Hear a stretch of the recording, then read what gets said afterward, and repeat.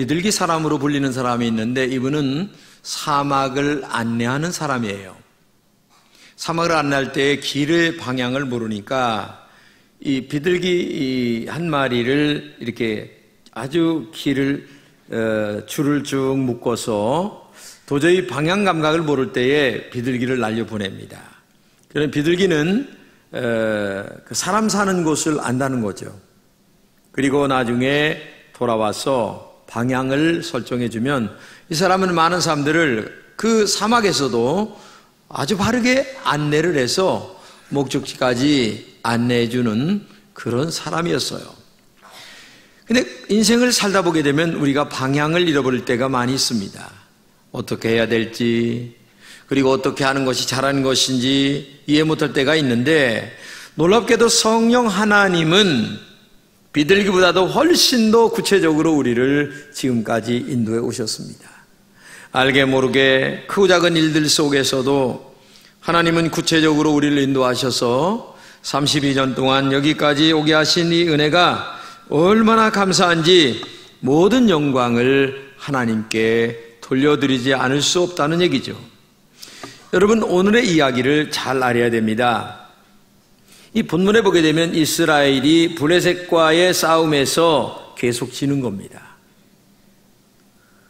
이렇게 전쟁에서 계속 패하자 마지막 수단으로 하나님의 법궤를 가지고 전쟁터에 나갑니다.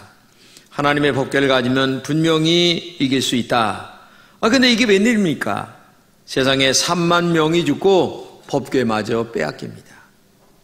그러니까 이스라엘 백성들이 난리가 난 거예요.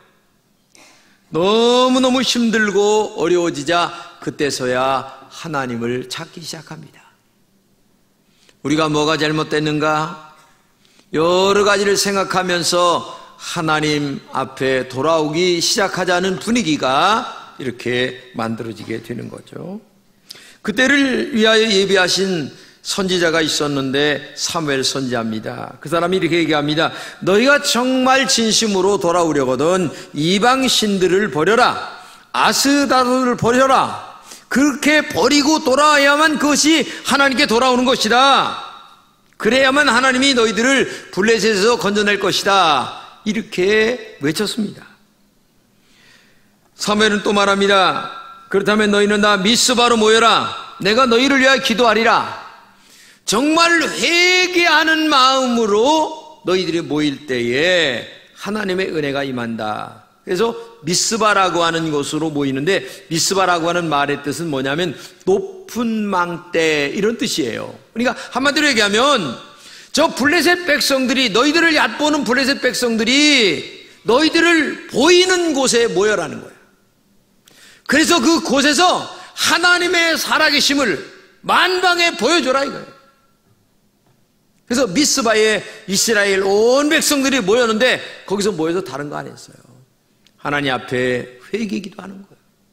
눈물 뿌려 그동안 우리가 하나님을 떠났습니다. 우상을 섬겼습니다. 믿음으로 살지 못했습니다. 죄송합니다 하나님 하면서 눈물 뿌려 통에 자복하고 회개를 했더니 하나님께서 이스라엘 백성들을 불쌍히 여겼다라고 하는 것이 오늘 본문의 내용입니다.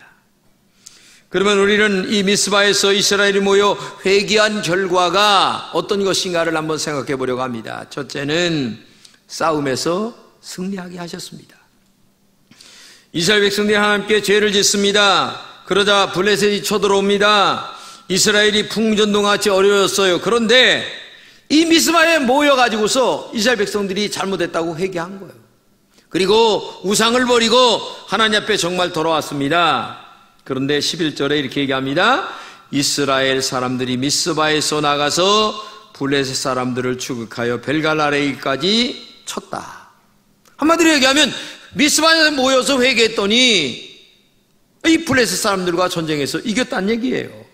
지금까지는 싸우기만 하면 좋습니다. 그러나 미스바에 모여 회개하고 난 다음에 싸움을 하니까 이겼다는 얘기예요. 다른 말로 얘기하면 하나님이 이기게 하셨다, 그런 말이에요. 여러분, 우리가 사는 인생은 전쟁터입니다. 남과 북으로 생각해도 지금 전쟁이 정말 위험천만한 상태에 있잖아요. 또 개인적으로도 정말 전쟁터입니다. 사탄과 전쟁을 합니다. 나 개인의 습관과 전쟁을 합니다. 어떤 사람은 담배를 끊어야 되겠는데도 10년 동안 못 끊어요. 매일 끊는다고 약속을 하면서도. 또 어떤 사람은 술을 끊어야 되겠는데, 아니면 어떤 사람은 노름을 하는데 노름을 끊어야 되겠는데, 자기 자신과 계속 전쟁하는 사람들이 많아요. 나는 너무나 게을러, 이거 안 돼, 이렇게 살면 안 되는데 계속 전쟁하는 거예요. 동료들과 전쟁을 하죠. 직장에서도 너보다는 내가 빨리 진급을 해야 되겠는데 하는 마음으로 전쟁. 뭐 싸우지 않고는 살 수 없는 것이 우리가 사는 세상이에요. 이런 전쟁터에서 이스라엘은 우상을 섬긴 죄를 금식하면서 회개했더니 하나님이 이기게 하셨다는 거죠. 오늘 본문 6절 이렇게 얘기합니다. 그날에 종일 금식하고 교회에서 이르러 우리가 여호와께 범죄하였나이다. 하나님 앞에 정말 회개했습니다. 하나님을 멀리 떠난 죄 용서해달라고 기도했습니다. 그러면서 하나님을 기쁘시게 하겠습니다. 내 중심으로 살던 것을 용서해 주시고 이제 하나님의 말씀대로 살겠습니다. 정말 회개했어요. 하나님께 돌아왔다는 얘기죠. 신앙생활이라고 하는 것은 하나님 앞에 돌아오는 게 신앙생활입니다. 돌아와야 싸움에 승리할 수가 있습니다. 돌아오지 않으면 패배의 연속일 뿐입니다. 신앙생활은 매일 나를 돌아보고 매일 하나님 앞에 돌아오는 것이 신앙생활이에요. 인간은 나도 모르게 세상을 따라가 죄를 짓는 것 습관이 있어요. 그러므로 매일 나를 성찰하고 돌아와야 살 수가 있는 거예요. 자기 성찰은 말씀을 묵상하면서 기도할 때에 내 내면의 세계를 들여다볼 수 있는 성찰이 있게 되는 거죠. 그래서 말씀을 묵상하고 기도하는 것이 신앙생활의 아주 축복 중의 축복이에요. 왜? 하나님 앞에 돌아올 수 있는 기회를 그 말씀과 기도를 통하여 내가 깨닫게 되기 때문에. 그래서 루터는 이렇게 얘기합니다. 기도는 그리스도의 능력이다. 늙어갈수록 기도를 더 많이 하라. 그래야 신령한 일에 냉랭해지지 않는다. 이런 말을 했어요. 뮬러도 이런 말합니다. 주님의 자녀는 기도로 모든 것을 정복할 수가 있다. 또 투플레다라고 하는 사람도 무릎을 꿇는 그리스도인은 천문학자보다도 더 멀리 볼 수가 있다. 천문학자는 망원경을 가지고 보잖아요. 근데 기도로 보게 되면 더 먼 세계까지 볼 수가 있다는 얘기죠. 한마디로 얘기하면 기도가 얼마나 중요한가를, 그리고 말씀의 묵상이 얼마나 중요한가를 우리에게 말씀해주고 있는 거죠. 영국의 그 복음 선교자인 오스왈드 챔버스라고 하는 분이 계시는데, 이분이 이렇게 얘기합니다. 기도 때문에 치러야 할 불편을 생각하지 말라. 하나님은 당신을 기도하기 위해 모든 것을 희생하셨다. 이런 말을 했어요. 이 말은 다른 말로 얘기하면 이런 말입니다. 네가 기도하려고 할 때 힘들지. 그러나 주님이 너를 위하여 십자가에 돌아가신 것을 생각하면 얼마든지 이기며 기도할 수가 있다. 이렇게 말하는 거죠. 사실 우리가 새벽에 기도한다는 것은 쉬운 게 아니죠. 하나님을 사모하는 영혼들이 새벽 기도 나온다는 말은 내가 세상을 먼저 접하기 전에 하나님과 먼저 대화하고 세상을 접하겠습니다 라고 하는 뜻입니다. 매일 아침 하나님의 제단에 마음의 첫 열매를 바치는 헌신입니다. 새벽 기도는 하루를 시작하면서 그 하루를 은혜의 날로 만들려고 하는 거룩한 출발이라는 얘기죠. 새벽에 조용히 일어나 하나님께 자신을 돌아보면서 회개하고 감사하면서 하루를 출발하면 그 하루가 하나님이 책임져 주시고, 하루하루가 쌓여서 1년이 되어 또 1년을 축복해 주시고, 1년 1년이 쌓여서 또한 평생을 하나님의 인도하심 속에서 우리가 살게 된다는 얘기죠. 아마 여러분은 언제나 승리하기를 원하실 것입니다. 모든 것이 잘 되고 복 받기를 원하지 않는 사람이 누가 있겠어요? 그런데 복의 주체가 되시며 우리에게 복을 주시는 분은 하나님이시란 얘기죠. 그렇기 때문에 오늘도 이 축복의 장소인, 승리의 장소인 이 미스바라고 하는 이 교회에 와서 하나님 앞에 정말로 회개하고, 그리고 하나님을 향하여 나의 마음을 열고 기도해 나갈 때에 하나님이 우리의 앞길을 이기게 하시는, 승리하게 하시는, 오늘날 블레셋과 같은 엄청난 이 세상과 싸워 이기게 하는 은혜가 여러분들에게 있게 될 줄로 믿습니다. 두 번째는 에베네셀로 인도하셨습니다. 에베네셀이라고 하는 말의 뜻은 하나님이 여기까지 도우셨다, 그런 말이거든요. 본문 12절 함께 읽습니다. 사무엘이 돌을 취하여 미스바의 센사에 세워 가로되 여호와께서 여기까지 우리를 도우셨다고 그 이름을 에베네셀이라 하니라 말씀하셨어요. 이스라엘이 전쟁에서 계속 패합니다. 법궤마저 빼앗깁니다. 대제사장이 죽습니다. 그리고 대제사장의 아들인 제사장인 홈리와 비나스가 죽습니다. 그리고 그의 며느리가 임신을 하고 해산을 하다가 또 죽어요. 그리고 그 낳은 아들의 이름을 뭐라고 얘기하느냐? 이가봇이다 얘기하는데, 이가봇이라고 하는 말은 하나님의 영광이 이 가정에서 떠나갔다. 그러니까 하나님의 돌보심이 이 가정은 없다는 거예요. 기가 막힌 얘기죠. 기가 막힌 얘기야. 하나님의 돌보심과 은혜가 평생도록 있어야 될 이 가정에 하나님의 은혜가 떠나가면 어떻게 되겠어요? 그런데 이렇게 많은 슬픔 속에서도 미스바에 모여 하나님 앞에 회개하고 금식하며 잘못했습니다, 용서를 구하고 돌아왔더니 하나님이 블레셋과의 싸움에서 이기게 했다. 그렇기 때문에 에베네셀을 우리는 날마다 생각해야 돼요. 에베네셀을 생각한다고 하는 말은 뭡니까? 지난 날을 돌아보는 마음이에요. 저는 지난 날을 돌아보았습니다. 지난 날 수많은 크고 작은 일들이 많이 있었어요.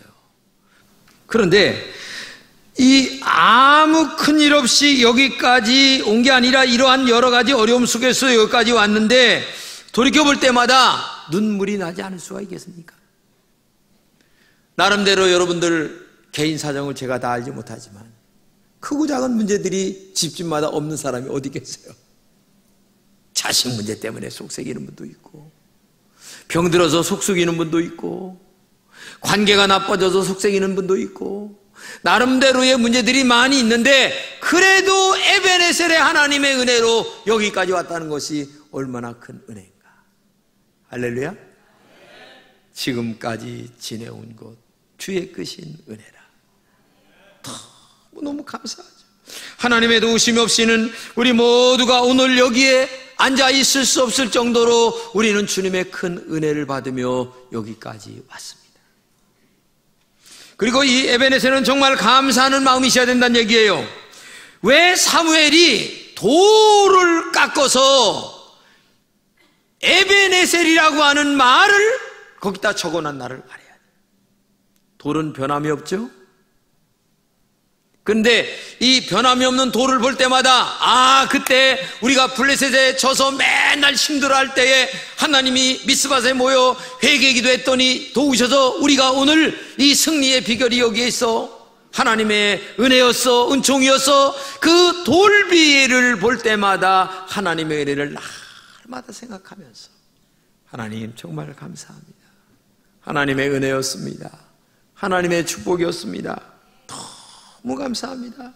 이런 마음을 하나님께 가지라, 이런 얘기예요. 성경에 보게 되면 재미있는 게 있는데, 싸움을 할 때에 여리고성 점령할 때도 마찬가지고 하나님이 창을 던져라, 아니면 활을 쏴라, 이렇게 얘기를 하지 않아요.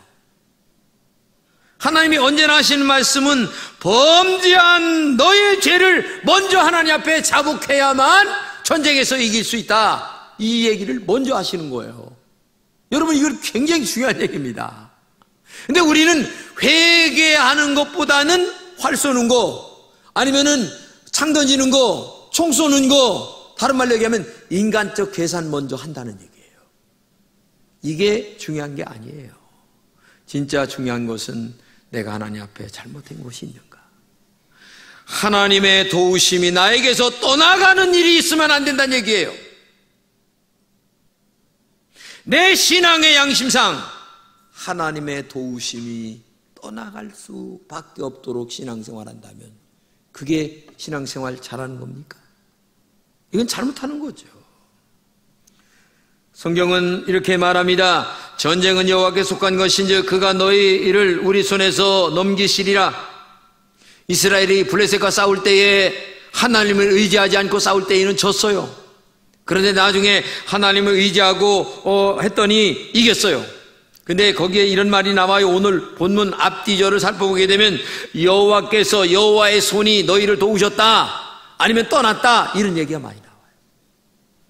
그렇기 때문에 인생이라고 하는 이 전쟁터에서 진정한 승리를 원한다면 여러분과 제가 하나님이 나를 도우실 수밖에 없도록 우리의 잘못된 죄를 회개하고 하나님을 바르게 섬기지 못했던 것을 회개하고 믿음으로 살지 못했던 것을 회개하면서 하나님 앞에 돌아와 회개자복하면 미스바의 승리가 여러분들에게 있을 줄로 믿습니다.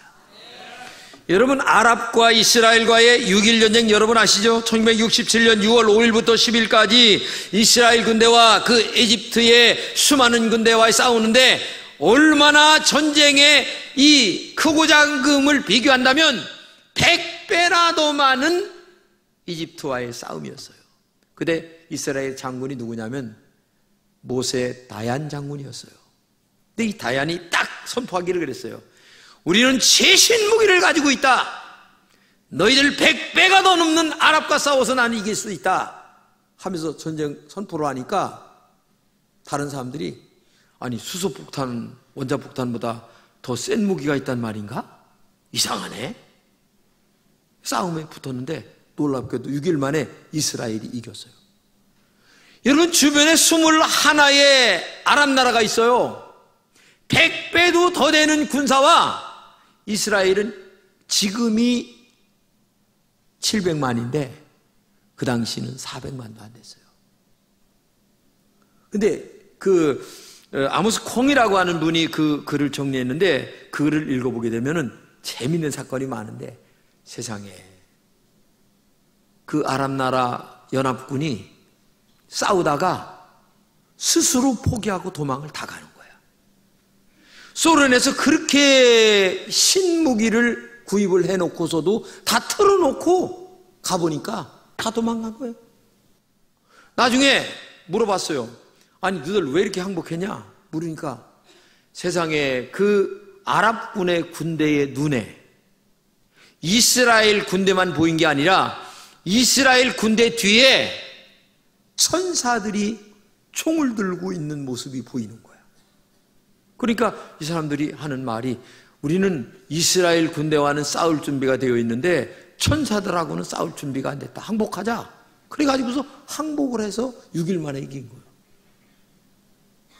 여러분, 이게 인간적으로 이해가 됩니까? 근데 나중에 이 모세 다얀 장군이 우리의 최신 무기를 발표하는데 뭐냐? 같이 한번 읽겠습니다. 시편 121편 시작. 내가 산을 향하여 눈을 들리라. 나의 도움이 어디서 올고 나의 도움이 천지를 지으신 여호와에게서로다. 최신 무기가 하나님의 말씀이야. 그래서 6.1 전쟁으로 끝난 게 역사의 현장에 있는 얘기예요. 하나님의 도우심이 없이는 이길 수 없다는 얘기예요. 모든 승리의 비결은 하나님의 은총입니다. 하나님의 은혜를 입기 위해서는 믿음과 기도로 살아가는 게 중요합니다. 나의 잘못을 회개하며 사는 것이 중요합니다. 감사한 마음으로 살아가는 겁니다. 그때 하나님의 은혜가 여러분에게 임하여 언제나 에베네셀의 은총이 여러분과 함께 하실 줄로 믿습니다. 마지막으로 우리가 사는 동안 평화롭게 하셨습니다. 본문 14절을 읽겠습니다. 이스라엘과 아모리 사람 사이에 평화가 있었더라 말씀하셨습니다. 사람마다 평화를 원하죠. 그런데 평화가 없어요. 왜? 예수님께서 우시면서 오늘날 평화에 관한 일을 알았다면 이렇게 말하는 거 보게 되면 이 땅에 진정한 평화가 없다는 얘기입니다. 사멜이 사는 날 동안 블레셋이 이스라엘 건드릴 수가 없었어요.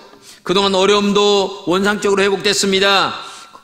질병이 건강으로, 가난이 풍요로, 전쟁이 평화로 회복이 되었어요. 우리가 사는 동안에 인생에 크고 작은 어려움들이 많이 있죠. 오늘의 또 다른 블레셋이 우리의 삶 속에 얼마나 많이 있는지 모릅니다. 그러나 베드로전서 5장에는 이렇게 얘기합니다. 너의 염려를 다 주께 맡겨버려라. 이는 그가 너희를 돌보심이라. 그렇습니다.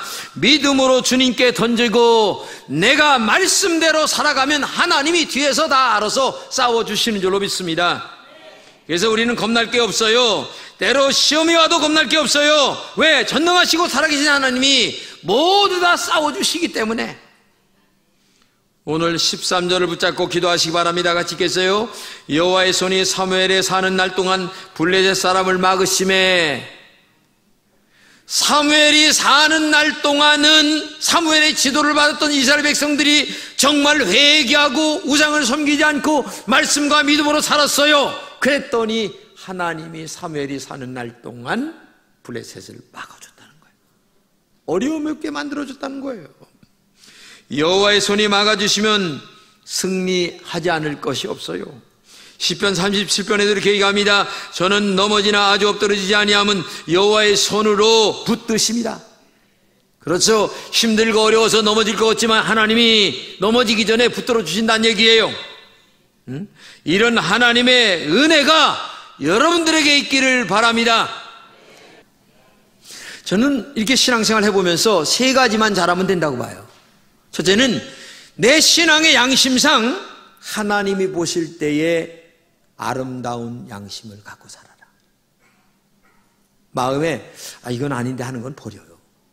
이건 신앙이 아닌데 하는 생각은 버려야 돼요. 그거 누가 몰라. 본인만 아는 생각이야. 본인하고 하나님만 알아요. 근데 하나님과 본인만 아는 내 다윗을 만나니 내 마음이 아프냐라고 하는 것처럼 하나님 앞에서 바른 신앙 양심을 갖고 살란 얘기예요. 그리고 두 번째는 정말 하나님이 기뻐하는 대로 모든 것들을 믿음으로 하세요. 예배 잘 드리고, 그리고 하나씩 여러 개는 못한다 할지라도 하나씩 하나님 앞에 충성하시고, 주일 성수 예배 잘 드리고 11조 잘하고 하나님 앞에 바르게 살아가는 거야. 그냥 하나님 앞에. 그러면 나도 모르게 돌이켜보면 하나님의 은혜로 여기까지 왔네. 이렇게 되는 거예요. 이렇게. 그리고 세 번째 중요한 건 뭐냐면 기도하고 말씀을 묵상하고 살아가는 거예요. 기도 자체가 나는 연약합니다, 나는 부족합니다, 하나님만이 인도하셔야 됩니다라고 하는 그 행위 자체가 기도거든요. 하나님만 바라봅니다, 하나님만 의지합니다, 이게 기도예요. 그렇기 때문에 오늘도 여러분과 제가 하나님을 신뢰할 때에 그 신뢰하는 사람을 하나님이 인도하신다는 얘기예요. 잠언 16장 9절에 이렇게 얘기합니다. 사람이 마음으로 자기의 길을 계획할지라도 그것을 인도하는 자는 여호와시다. 할렐루야. 이게 중요한 거예요. 여러분, 코카콜라를 만든 사람이 누구냐면 캔들러예요. 이 캔들러가 알코올 중독자예요. 알코올에 빠져서 매일 살아가는 거예요. 근데 그의 부인은 얼마나 믿음이 좋은지 날마다 집에서 자기 남편을 위해서 기도하는 거예요. 알코올 좀 끊고 제발 좀 인생 좀 바르게 살게 해달라고. 근데 어느 날 길을 걸어가는데 이 캔들러가 술이 채가지고서 갑작스레 하늘에서 음성이 들려오는데 이런 얘기예요. 자신의 본능적 요구를 거절하는 사람만이 성공한다. 야, 이게 뭐야? 본능적 욕구? 나에게 뭔가? 이 술을 끊으라는 얘기네? 그 집에 갔더니 세상에 아내가 그렇게 기도를 하고 있는데 아내와 붙들고 통곡을 하면서 회개를 합니다. 하나님, 나 이제 술 끊고 바른 인생 살겠습니다. 그런데 이 캔들러에게 지혜를 주셔서 그때 코카콜라라고 하는 회사가 만들어진 거예요. 여러분, 인생을 하나님께 맡기세요. 그때 하나님이 에베네셀의 은혜로 말미암아. 그래서 날마다 미스바가 있어야 돼요. 우리에게 집에서든 교회에서든 미스바라고 하는 회개 운동이 있고, 그때에 하나님은 평안과 축복으로 에베네셀로 인도하신 은혜가 여러분들에게 있을 줄로 믿습니다.